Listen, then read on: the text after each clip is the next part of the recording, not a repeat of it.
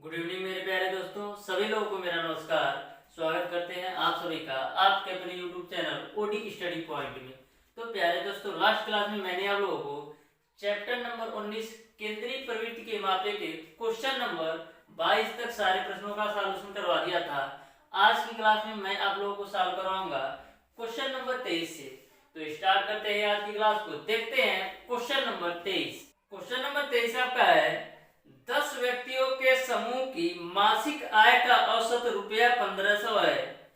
एक सदस्य जिसकी मासिक आय रुपया 1350 है समूह से चला गया एवं एक नया सदस्य जिसकी मासिक आय रुपया 1200 है समूह में सम्मिलित हो गया। नए समूह की मासिक आय क्या है यह आपको बताना है। क्वेश्चन में बोला गया है कि 10 व्यक्तियों के समूह की जो मासिक आय का औसत है 1500 है। बोला जा रहा है कि इस समूह से एक व्यक्ति बाहर निकल जाता है जिसकी मासिक आय 1350 रुपया है और एक नया व्यक्ति सम्मिलित होता है जिसकी मासिक आय 1200 रुपया है। तो आपको बताना है कि नया औसत क्या होगा। तो ध्यान से समझिएगा, 10 व्यक्तियों के समूह की मासिक आय का औसत दे रखा है 1500।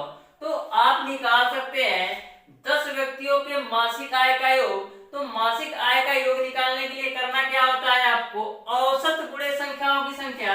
तो यहाँ पर निकाल लेते हैं 10 व्यक्तियों के समूह की मासिक आय का योग। तो 10 व्यक्तियों के समूह की मासिक आय का योग निकालने के लिए औसत गुणे संख्याओं की संख्या। तो औसत आपका है 1500 और संख्याओं की संख्या आपका है 10, यानी कि आपका 10 व्यक्तियों के मासिक आय का योग आपका आ गया 15,000 रुपया। अब बोला जा रहा है कि इसमें से इन 10 व्यक्ति में से एक व्यक्ति बाहर निकलता है जिसकी मासिक आय 1350 है, तो इसको बाहर निकाल देते हैं। 1350 लेकर ये बाहर निकल गया। फिर एक नया व्यक्ति सम्मिलित होता है जिसकी मासिक आय कितना है 1200 रुपया। अब देख लीजिए कि एक व्यक्ति को बाहर निकलने और एक नए व्यक्ति को अंदर आने में कितने का डिफरेंस आ रहा है। तो टोटल आप योग करेंगे तो देखिएगा 15,000 में आप 1200 जोड़ेंगे तो 15 आपका हो जाएगा 16,200 रुपया। अब 16,200 में से 1350 आप घटाइए तो कितना होगा, जीरो में से जीरो जाएगा जीरो, 10 में से 5 जाएगा 5, फिर यहाँ बचेगा आपका 1। तो 11 में से 3 जाएगा आपका कितना बचेगा, 11 में से 3 जाएगा आपका 8 बचेगा। फिर यहाँ पर आपका बचा 5 में से 1 जाएगा आपका 4 और 1, यानी कि एक व्यक्ति को बाहर यानी 1350 जिसकी मासिक आय है वह यदि बाहर निकलता है और एक नया व्यक्ति 1200 मासिक आय वाला एंट्री लेता है तो जो टोटल 10 व्यक्तियों की मासिक आय है वह 14,850 होगी। एक बात ध्यान में रखिएगा, जो व्यक्तियों की संख्या है वह समान ही रहेगा, क्योंकि एक व्यक्ति बाहर निकल रहा है तो एक व्यक्ति अंदर आ भी रहा है, यानी कि जो व्यक्तियों की संख्या है पहले भी 10 था अब भी 10 है, क्योंकि एक व्यक्ति समूह से बाहर निकल रहा है तो एक व्यक्ति समूह के अंदर आ रहा है। तो यहाँ पर 10 से आप डिवाइड कर दीजिए तो आपको एवरेज का पता चल जाएगा, औसत का पता चल जाएगा। तो ये आपका जीरो से जीरो कैंसिल, यानी कि जो नया औसत आपका होगा, जो नया एवरेज आपका होगा 1485 रुपया होगा।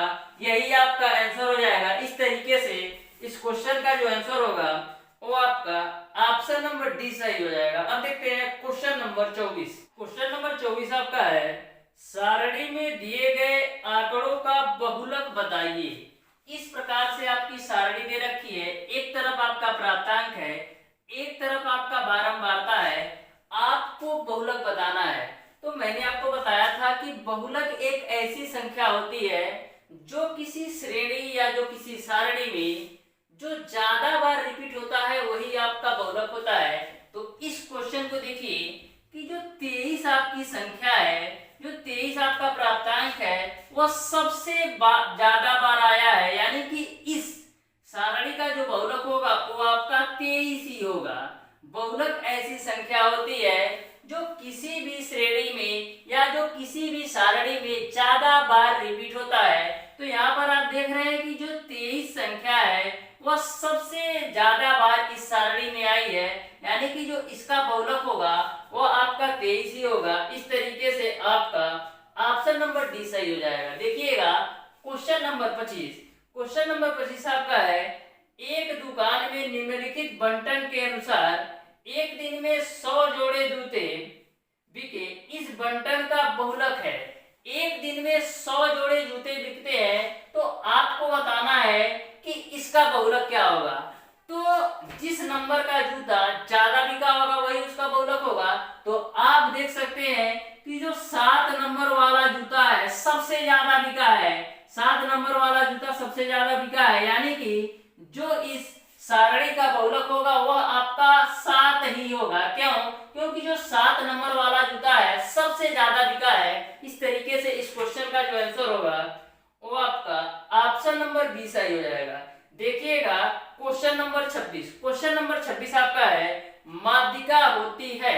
ऑप्शन नंबर ए आपका दिया है न्यूनतम आवृत्ति मान, ऑप्शन बी आपका है अधिकतम आवृत्ति मान, ऑप्शन सी आपका है सबसे मध्यवर्ती मान, और ऑप्शन डी आपका है इनमें से कोई नहीं।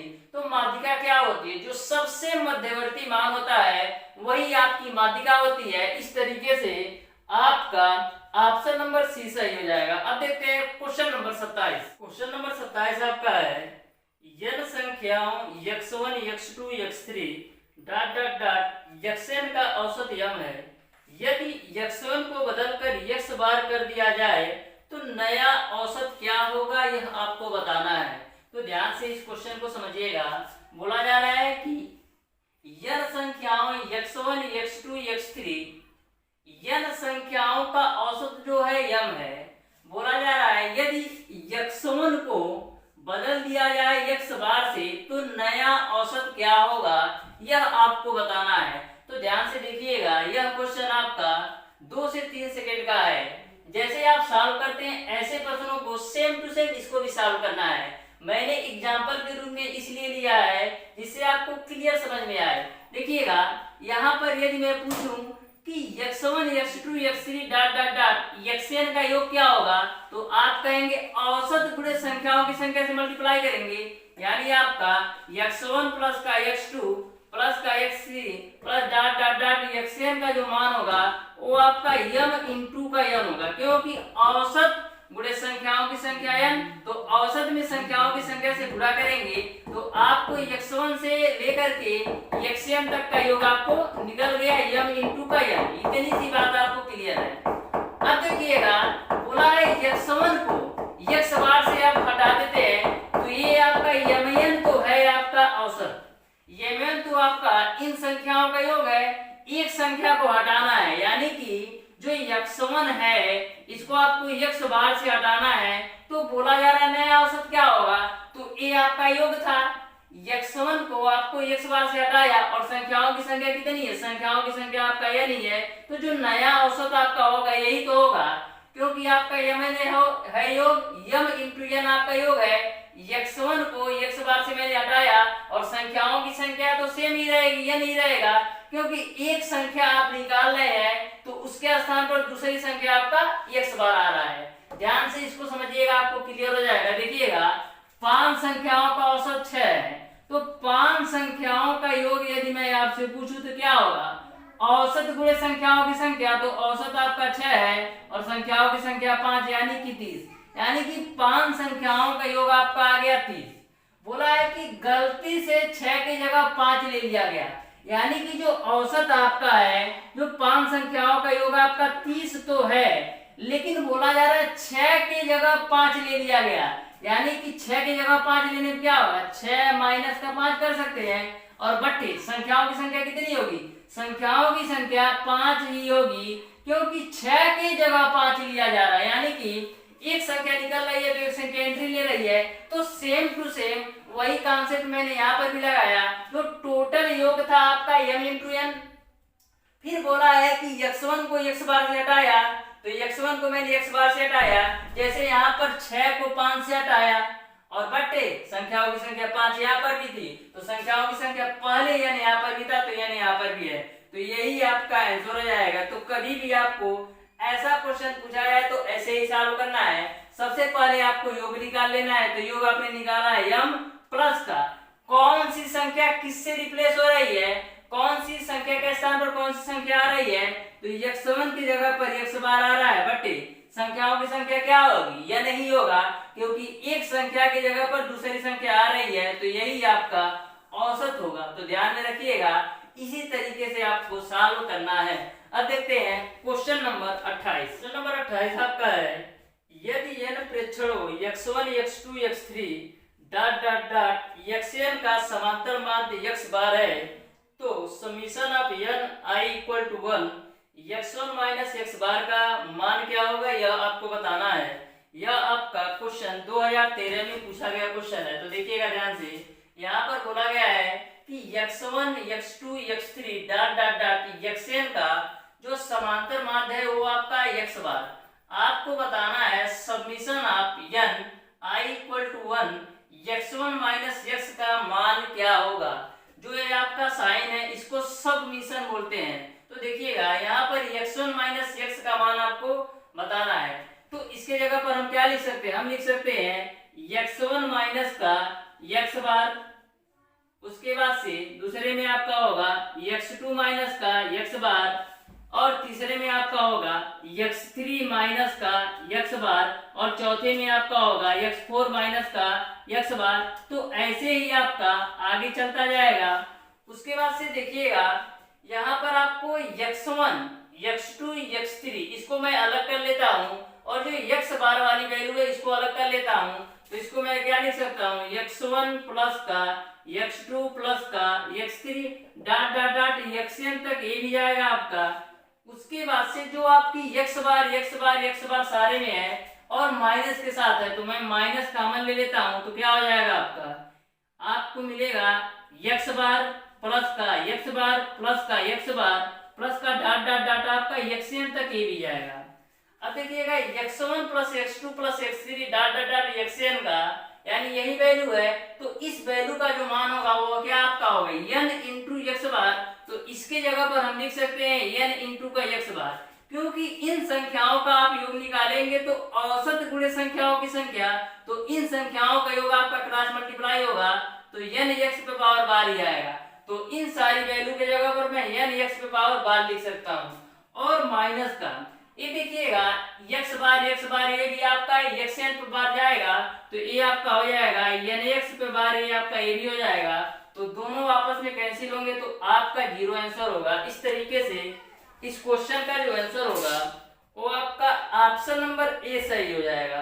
देखिएगा क्वेश्चन नंबर 29। क्वेश्चन नंबर 29 आपका है, एक विद्यार्थी के मासिक परीक्षा में 5 विषयों के प्राप्तांक 2 3 4 5 6 है। प्राप्तांक 4 दिए गए, अंकों का 4 ऑप्शन आपको दे रखा है। पहला ऑप्शन आपका है मध्य एवं माध्यिका है।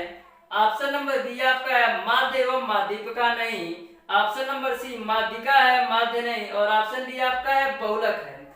आपको बताना है कि जो ये चारों नंबर पांचों नंबर दिए गए हैं 2 3 4 5 6, जो आपका प्राप्तांक 4 दिया गया है, क्या यह माध्य और माध्यिका दोनों ही 4 है, या आपका माध्य तो 4 है लेकिन माध्यिका नहीं है।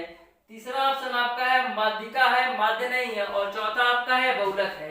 तो चेक करना है कि जो आपका प्राप्तांक 4 है क्या 4 ही माध्यिका आएगा, 4 ही आपका माध्य आएगा। तो चेक करते हैं। तो ध्यान से देखिएगा, यहाँ पर ऑलरेडी आपका आरोही क्रम में लिखा गया है, यानी इसको एडजस्ट करने की जरूरत नहीं है, ऑलरेडी इसको बढ़ते क्रम में लिखा गया है। तो सबसे पहले हम निकाल लेते हैं, सबसे पहले निकालते हैं माध्य। तो माध्य क्या होता है, माध्य आपका वो होता है सभी संख्याओं का योग बटे संख्याओं की संख्या। तो आप सभी संख्याओं का योग कर लीजिए, तो 6 और 5 11, 11 और 4 15, 15 3 18 2 20, यानी सभी संख्याओं का योग आपका 20 आ गया। बटे आपका होता है संख्याओं की संख्या। तो संख्याओं की संख्या आपका 1 2 3 4 5, तो 5 से आप डिवाइड करेंगे तो जो माध्य आपका आएगा वो तो आपका आ जाएगा 4। अब चेक करते हैं माध्यिका क्या होता है। तो मैंने आपको बताया था कि किसी भी श्रेणी का माध्यिका निकालने के लिए सबसे पहले आपको उस श्रेणी को आरोही क्रम में लिखना होता है, लेकिन इस क्वेश्चन में ऑलरेडी आरोही क्रम में लिखा हुआ है, लेकिन जो संख्याओं की संख्या है वह कितनी है 1 2 3 4 5। संख्याओं की संख्या आपका 5 है, तो इसकी माध्यिका क्या होगी, इसकी जो माध्यिका होगी बीच वाली संख्या होगी, यानी कि जो माध्यिका होगा वह भी आपका 4 ही होगा। क्यों? क्योंकि जो 4 आपका नंबर है वह बिल्कुल बीच में है, क्योंकि 2 नंबर आप इधर से लेंगे, 2 नंबर इधर से, तो बीच में जो आपकी संख्या मिलेगी केवल और केवल 4। इस तरीके से आपने देखा कि माध्य भी 4 आया और माध्यिका भी 4 आया। इस तरीके से आपका ऑप्शन नंबर ए सही हो जाएगा कि माध्य एवं माध्यिका दोनों ही 4 होंगे। इस तरीके से आपका ऑप्शन नंबर ए सही हो जाएगा। अब देखिएगा क्वेश्चन नंबर 30। क्वेश्चन नंबर 30 आपका है, चार्ट में दिए गए आवृत्ति विवरण का बहुलक है। तो ध्यान से देखिएगा, आपको इस क्वेश्चन में बहुलक भी ज्ञात करना है। देखिएगा संख्या जो 8 है उसकी आवृत्ति यानी 3 बार आया है, संख्या 9 आपका है 8 बार आया है, 10 जो है 12 बार आया है, और संख्या 11 9 बार आया है, और संख्या 12 5 बार आया है, और संख्या 13 आपका 4 बार आया है। आपको बताना है बहुलक क्या होगा। तो बहुलक क्या होता है, जो संख्या अधिक बार आई रहती है किसी भी सारणी में वही बहुलक होता है। तो जो 10 आपका है सबसे अधिक बार आया है, 12 बार आया है 10, यानी कि जो बहुलक होगा वो आपका 10 ही होगा। इस तरीके से इस क्वेश्चन का जो आंसर होगा वो आपका ऑप्शन नंबर बी सही हो जाएगा। अब देखते हैं क्वेश्चन नंबर 31। क्वेश्चन नंबर 31 आपका है, निम्नलिखित बंटन का माध्य होगा। इस प्रकार से आपको सारणी दे रखा है, वर्ग अंतराल आपका 0 से 10, 10 से 20, 20 से 30, 30 से 40, 40 से 50, और जो फ्रीक्वेंसी है 2, 8, 30, 12, 3 आया है। आपको निकालना है समांतर मान।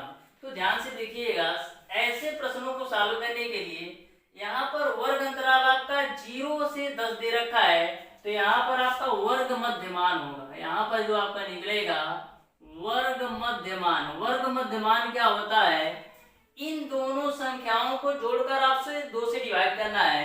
तो 0 और 10 जोड़ेंगे तो 10 होगा, 10 में 2 से भाग देंगे तो आपका आ जाएगा 5। फिर इन दोनों संख्याओं को जोड़िए, तो 20 और 10 जोड़ेंगे 30, 30 में 2 से भाग देंगे तो 15, और 30 और 20 50, 50 में 2 से भाग देंगे तो 25, 40 और 30 70, 70 में 2 से भाग देंगे तो 35, और 40 और 50 आपका 90 होता है, 90 में 2 से डिवाइड करेंगे तो 45। ये मैंने निकाल लिया है वर्ग मध्यमान। तो आपको समझ में आया होगा वर्ग मध्यमान क्या होता है, इन दोनों ही संख्याओं को जोड़कर 2 से डिवाइड। तो ये मैंने वर्ग मध्यमान निकाल लिया है। अब आपका मध्यमान क्या होगा, तो देखिएगा 5 है, 15 है, 25 है, 35 है, 45 है, यानी कि जो आपका यह वैल्यू दी गई है यह ऑलरेडी आरोही क्रम में है, बढ़ते क्रम में है। तो देखिएगा 1 2 3 4 5 नंबर है, यानी कि जो मध्य वाली वैल्यू होगी वह आपका 25 होगा, यानी कि जो ए का मान आ गया आपका 25 आ गया। यहाँ तक आपको क्लियर है। अब आपको डी का मान निकालना है, तो डी का मान निकालने के लिए x माइनस का ए करते हैं। तो ये जो आपका होता है x का मान होता है, ये जो आपका होता है x का मान होता है, तो x का मान आपका है 5, अब माइनस का ए का मान आपका है 25, तो 5 माइनस 25 करेंगे तो यहाँ पर आपको मिलेगा माइनस का 20। फिर इसके लिए देख लीजिए, तो x माइनस ए करेंगे तो होगा आपका 15 माइनस का 25, यानी यहाँ पर आपका आएगा माइनस का 10। फिर इसके लिए देख लेते हैं, तो 25 माइनस का 25 आपका हो जाएगा 0। फिर इसके लिए देख लेते हैं, तो 35 माइनस का 25 करेंगे तो आपको मिलेगा 10। फिर यहाँ पर 45 माइनस 25 करेंगे तो आपको मिलेगा 20। तो ये मैंने डी की वैल्यू निकाल लिया x माइनस का ए से, यानी इसमें से आपको इसको घटाना है, फिर 15 में से 25 को ही घटाना है, फिर 25 में से 25 घटाया, फिर 35 में से 25 घटाया, फिर 45 में से 25 घटाया तो आपका 20 आया। अब आपको f इंटू डी का मान निकालना है, तो f का मान है 2 और d का मान है -20, तो 20 माइनस 20 गुणे 2 करेंगे तो माइनस का 40 मिलेगा।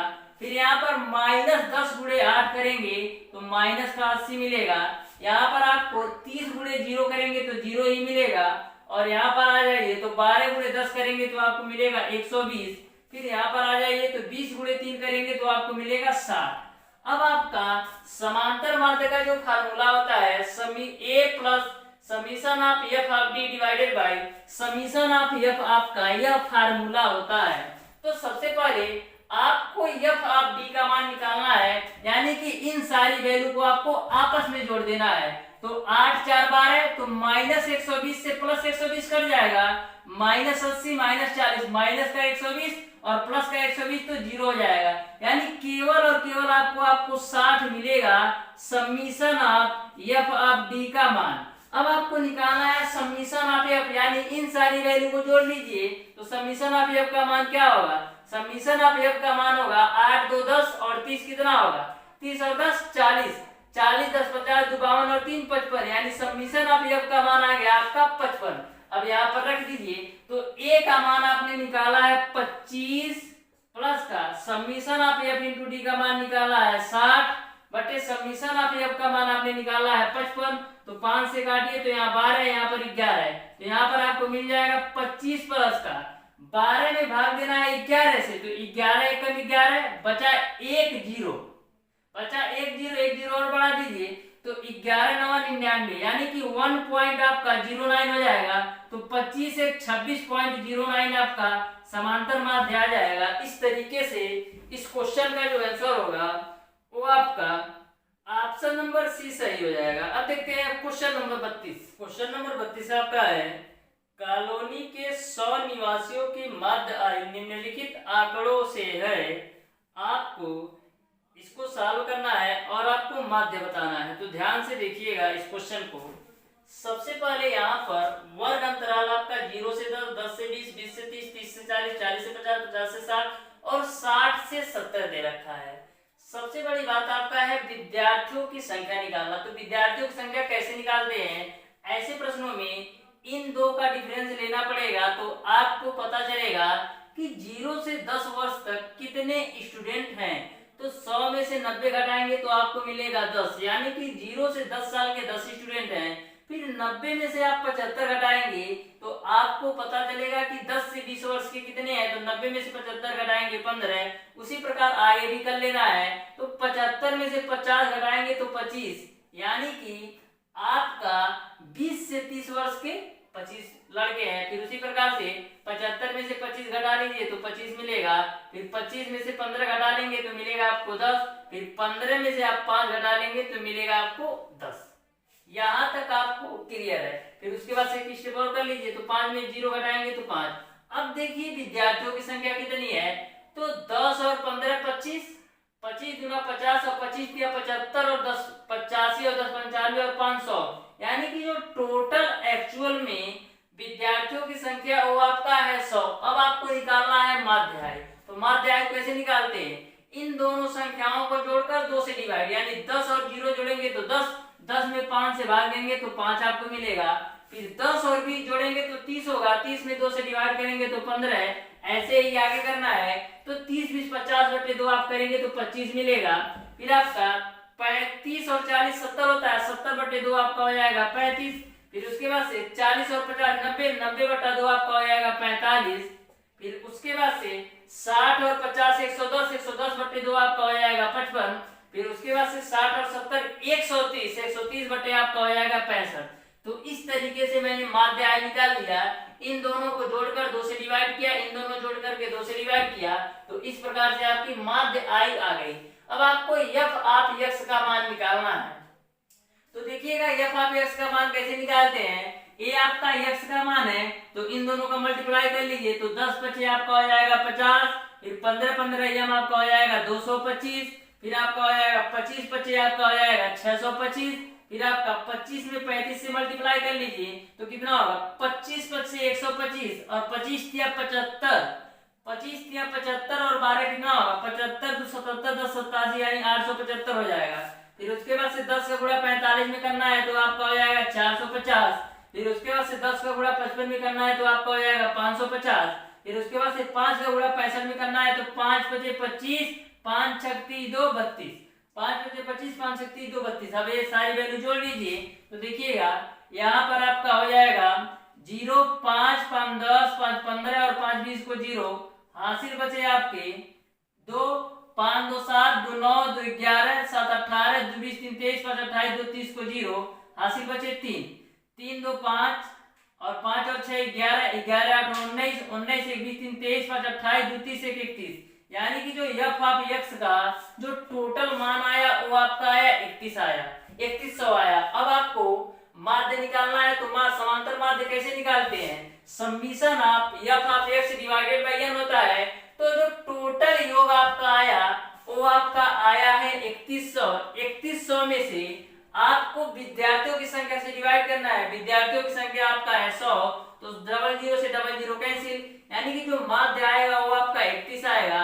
इस तरीके से इस क्वेश्चन का जो आंसर होगा वो आपका ऑप्शन नंबर डी सही हो जाएगा। इस तरीके से प्यारे दोस्तों आज की क्लास में मैंने आपको बताया क्वेश्चन नंबर 23 से लेकर के क्वेश्चन नंबर 32 तक सारे प्रश्नों का सॉल्यूशन। यदि आपको किसी भी क्वेश्चन में कोई भी डाउट या कोई भी कंफ्यूजन हो तो आप उसे कमेंट बॉक्स में कमेंट करके जरूर बताइएगा।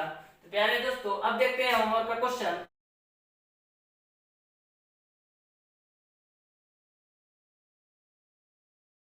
तो आज की क्लास को यहीं तक रखते हैं। वीडियो पसंद आया तो ज्यादा से ज्यादा लाइक कीजिएगा, अपने दोस्तों में शेयर कीजिएगा, और जिन लोगों ने अभी तक हमारे चैनल ओडी स्टडी पॉइंट को सब्सक्राइब नहीं किया सब्सक्राइब कर ले। बेल आइकन दबाना बिल्कुल मत भूलिएगा, जिससे हमारी लेटेस्ट आने वाली वीडियो आपको मिलती रहे सबसे पहले। धन्यवाद।